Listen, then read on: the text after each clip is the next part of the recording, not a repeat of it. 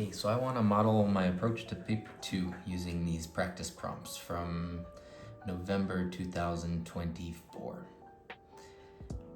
In reading time, remember our main goal is to identify which question is the best fit. Before we can do that though, we need to know what each question is asking. Generally, the questions are filtered into two different categories: thematic or conceptual questions, and stylistic or authorial questions. So, question number 1, how and to what effect are different moral values conveyed? Moral values, we're talking about thematic issues here. Number 2, discuss how conflict and resolution are treated in two works you've studied. Conflict is one of those level 1 features, so right off the bat, we're dealing with a stylistic choice. 3, comparing the presentation of characters in two works you studied, evaluate how the search for truth changes people. So now this is a bit of a hybrid. It talks about character development as our level 1 feature anchor, but it is linked to the idea of search for truth, a common thematic topic. And number 4, how isolation or loneliness is presented. This is our classic thematic question. How is love presented? Things like this are very common. It's just an idea, and it's up to you to identify the features present.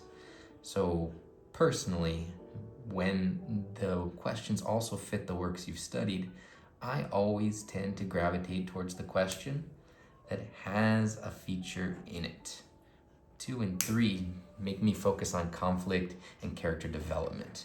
Of course, in my analysis, I'm going to need to discuss other authorial choices, but if I choose a question based on a textual feature, I'm sort of forced to do a better job with criterion B.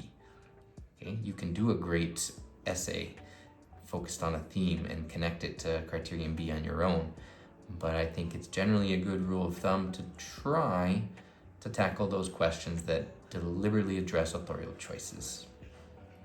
And then, once you've sort of eliminated the two that you like the most, run through the ideas of which is the best fit for your works. Conflict and resolution.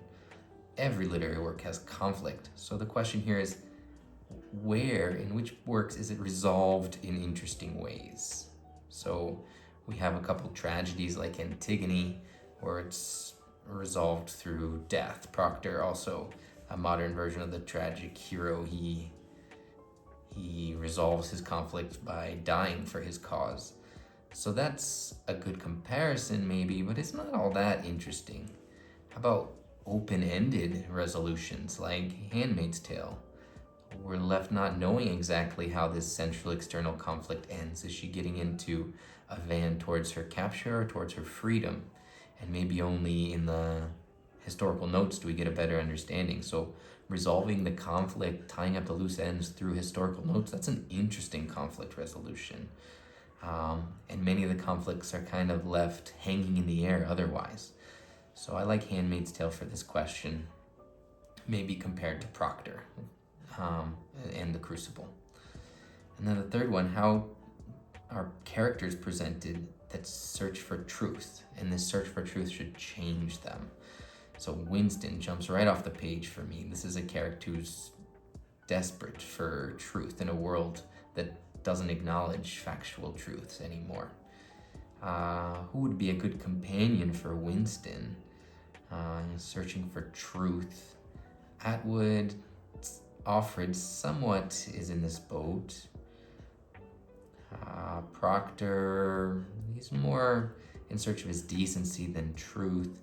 Maybe Hale could be an interesting one. He's out to find the truth, the true nature of witchcraft, and it certainly changes him. So I like an exploration of Crucible and Handmaid's Tale for this question. Okay, so that's roughly the approach I take in reading time. I try to eliminate it down to 2, and usually, unless there's a question that really just jumps out at me, I try to look at the 2 questions that are deliberately about textual features. So reading time's over, it's time to start planning. I like question 2, conflict and resolution. And how is it treated? Because again, it deliberately asks me to talk about conflict, a level 1 feature, and how is it treated invites me to look at how it's connected to other features in the works. My recommended brainstorming style for paper 2 is a T-chart. Try to get down as many relevant details as I can for the 2 works I like the most, and then look for connections later. So conflict and resolution, I like the Crucible, which is one of the most conflict-heavy works we've studied. And I like as well Handmaid's Tale.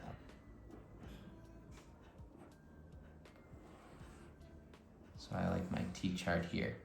Conflicts in the Crucible. We have all the witchcraft accusations.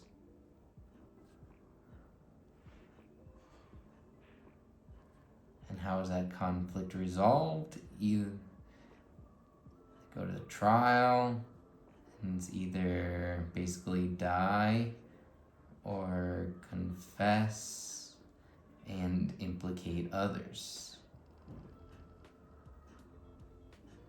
Okay, and we can think of several examples of people who do this in the book. Other important conflicts and how they're resolved. We have John and Elizabeth's marital conflict. I think this is interestingly resolved. It goes from cold to hot. It goes from jealous and resentful towards dignified and passionate. Okay, we have the courts in a broader sense in Salem. Okay, and how just like in the historical event, eventually they get too far. So once they reach the governor, they're halted. So this idea that it starts with the low and ends with the high. Okay, other important conflicts and resolution. We have Abby in Paris, and she flees. We have Abby and Proctor. Proctor's victorious. We have Abby and Mary Warren. Maybe Abby's victorious. Okay, those are some good starting conflicts for me to look at. And Handmaid's Tale. Once I start looking at the second work, I already kind of think about connections. So I know I talked about John and Elizabeth's marital conflict. I already think, oh, okay, so we have Luke and Offred's marital conflict.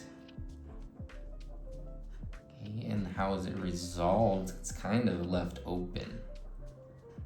She's often searching, questioning, how did you feel when you did this? Why did you allow it to happen? There's the affair with Nick that sort of puts a weird punctuation on the relationship between Luke and Offred. Okay.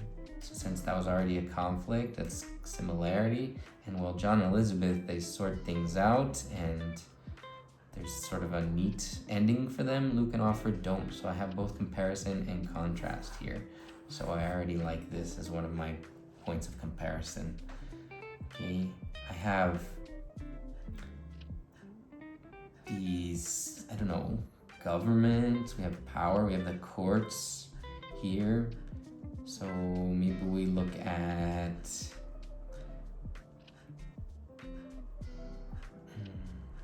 that's a trickier one.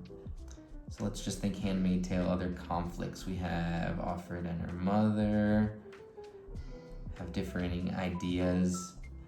Okay, and the conflict sort of is resolved is that Offred eventually understands her sort of resolve the differences of opinions about the role of women, sorority, etc., how to protest. A minor character, Moira versus the ants. Okay, escape as her resolution, or accepting Jezebel's instead of the colony. Other interesting conflicts we have, of course, Mayday versus Gilead. Okay, historical notes tell us that Gilead eventually topples, and we have some small victories for Mayday, like Offred's escape. Okay, so I know there's marital conflict that I want to talk about. These minor characters I think could be interesting. Maybe I can think of Mary Warren. She's one that has a really interesting conflict. She's emboldened by the courts, but then she softens back. She's emboldened, then stifled, then softens, and it's resolved by turning on Proctor. So maybe I want to look at conflicts of minor characters. I think that could be a way I address them. And how is it treated? I want to make sure I'm looking at this. So maybe thematic issues, the treatment of the conflict, the fact that Gilead eventually falls, that the courts eventually fall. I think this could be interesting in terms of theme, or giving hope against tyranny. So from there, remember paper 2 is a rather long exam. I do think it's worth, unlike paper 1, I think it's worth really outlining your response a little bit better. So I have marital conflict as my point that I know I want to include.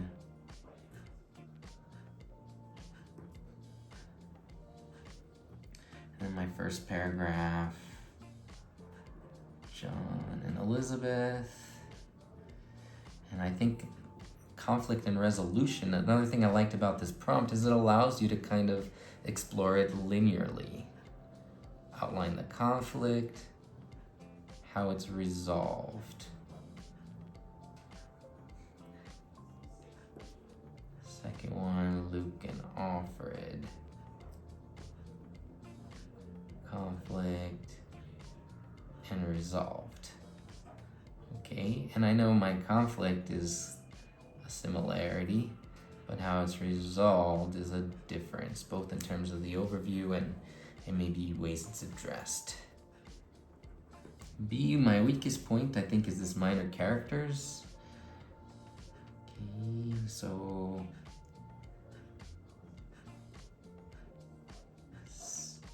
secondary characters and conflicts. We have Moira's rebellion.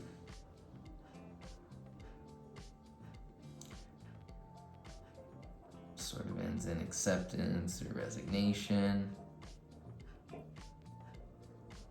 And we have Mary Warren's rise and fall.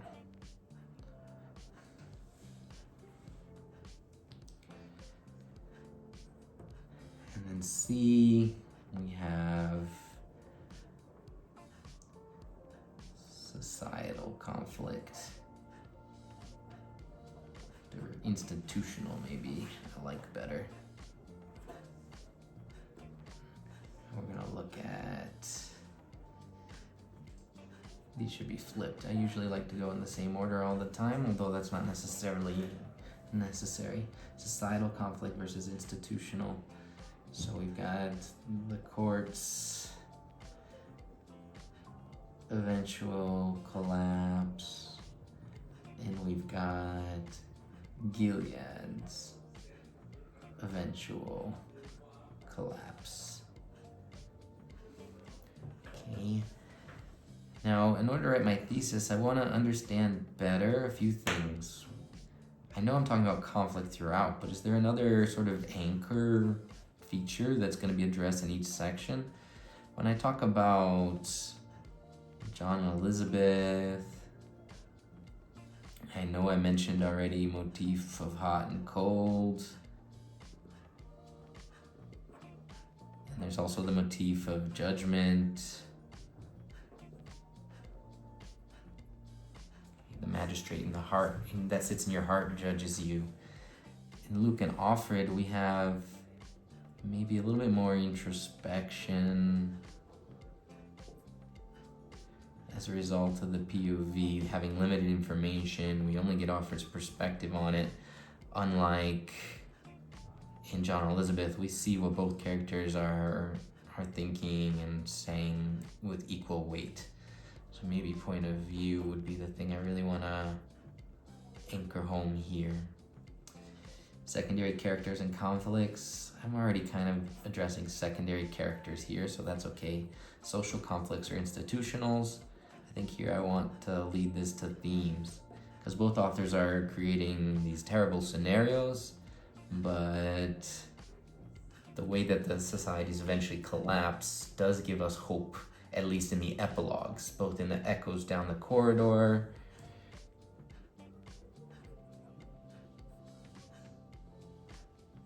and in the historical notes. Okay, notice I don't put a lot of textual details in my outline.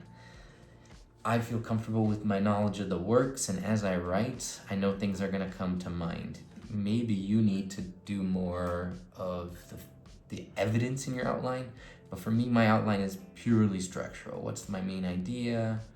What's the structure the paragraph is going to take? And for all of them, it's kind of linear. How is the conflict resolved? So now I'm ready to think about a thesis statement. Alrighty, here on the back. So remember, our thesis statement, it needs to have elements of compare and contrast. It needs to address textual features.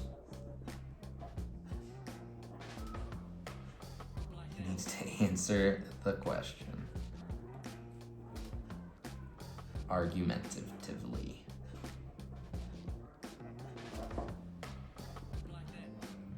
How is it presented? This idea of conflict and resolution. So it's presented through romantic character relationships, through secondary characters, and through institutional languages, institutional collapse. Okay. To come up with my thesis statement, I like to start with subordination. So I think I have more similarities than differences. Okay. So I'm gonna start with the differences and end with the similarities to emphasize that. So my main difference might be the point of view of the novel, the strength of the characters, and my similarities are really the topics. My thesis would read something like, well, both Atwood and Miller vary in terms of, don't need both, this is difference. Well, Atwood and Miller vary in terms of their narrative structures and the strength of their minor characters. Here's the similarity. Both authors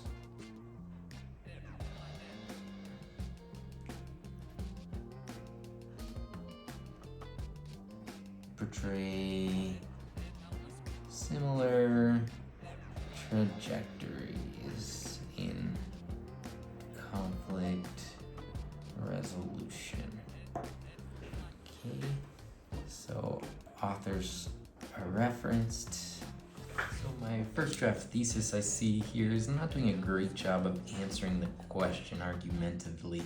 I was a little too focused on the features, so I want to revise that a bit. I think I want to put the narrative structures as the subject of the sentence, as something that influences the way conflict resolution is presented. So I think that's going to be the adjustment here. I'm going to move over and already write my thesis draft on the lined paper. Again, starting with subordination. Although the different narrative structures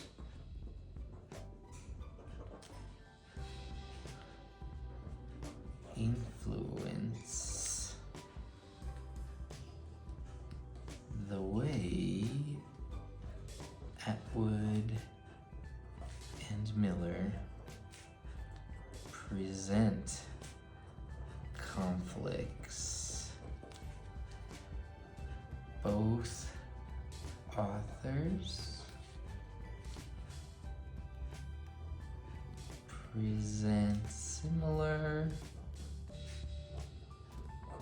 trajectories and patterns in the way conflicts are resolved.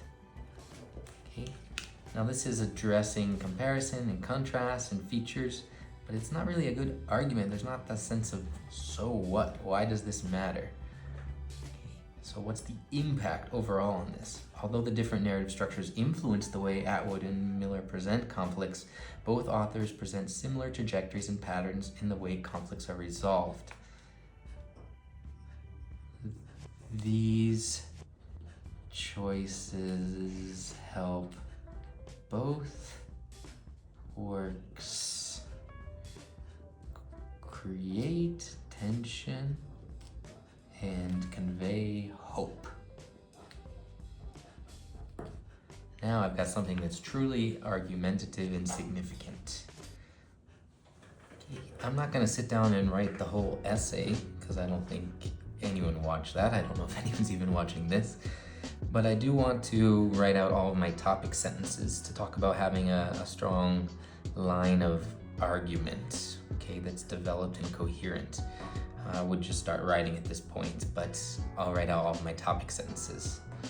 Okay, so the first one I want to talk about is the marital conflict. It's important to keep in mind that I need to tie it always to my thesis.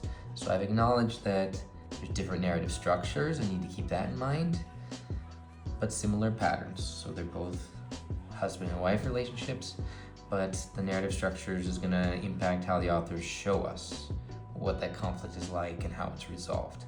And then I also want to reiterate my main so what, tension and hope. Okay, so my topic sentence for the section would be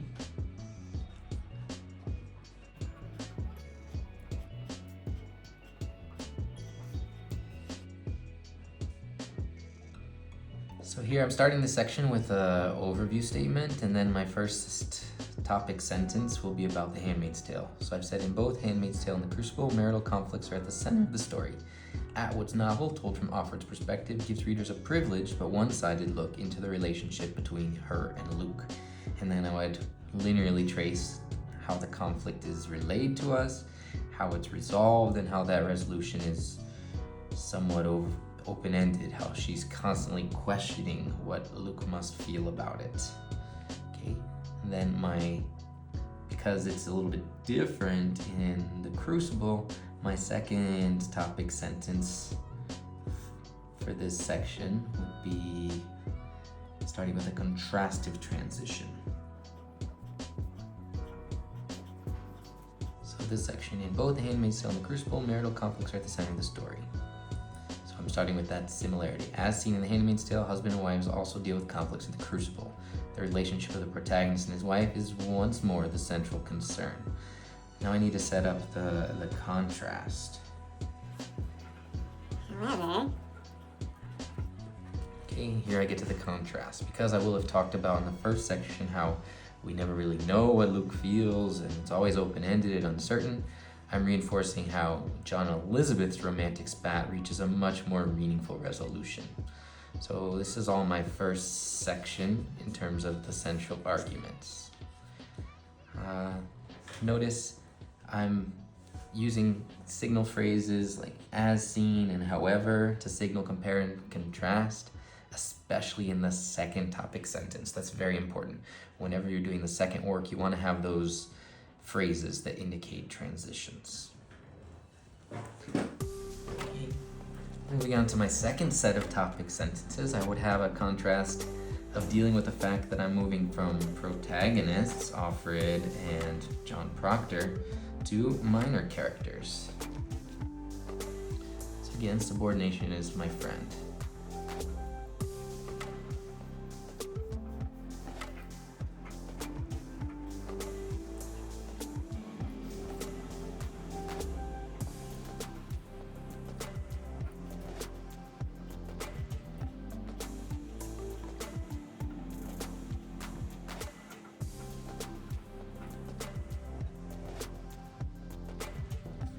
So here I have my second set of topic sentences. I have an introductory sentence to go over the works as a whole. While the conflicts of protagonists obviously drive the narratives, interesting conflicts can also be seen among the supporting cast of characters. So I'm transitioning from protagonist to supporting cast. And then right in the same paragraph, my next topic sentence would be about Handmaid's Tale. In Atwood's novel, Moira is a striking example of a minor character with several meaningful conflicts with members of the regime. And then I go on and detail how that conflict is presented, how she sort of resigns herself to accepting her fate at Jezebel's as a good alternative to what Offred's living. I'd say much in the same way, because Mary Warren also ultimately submits in the end too. Mary Warren serves as an interesting minor character who takes on people in power. However, her ultimate failure and weakness contrast with Moira's strength, leading to a tragic sense of despair. So I'm going to argue that we see Mary Warren's character very differently than Moira. Both end up sort of ceding to the powers that be or to their fates, but Moira's owns her failure, whereas Mary Warren is ashamed and just trying to get out of the conflict. Okay, so that would be my second point of comparison. And then my third one is about institutional conflicts. So my first transition is going to be about both works together to introduce the point of comparison. I've just talked about two different types of characters. So I'm talking about characters in conflict. So now I want to transition to another type of conflict, which is institutional.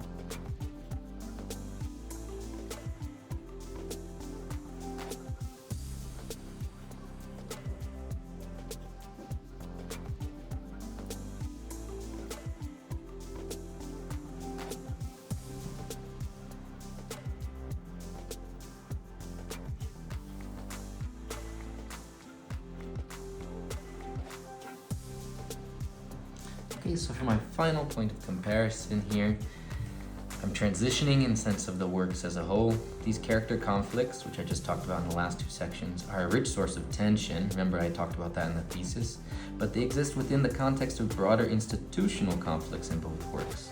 The imposing structures of Gilead are eventually toppled thanks to resistance movements and flawed leadership.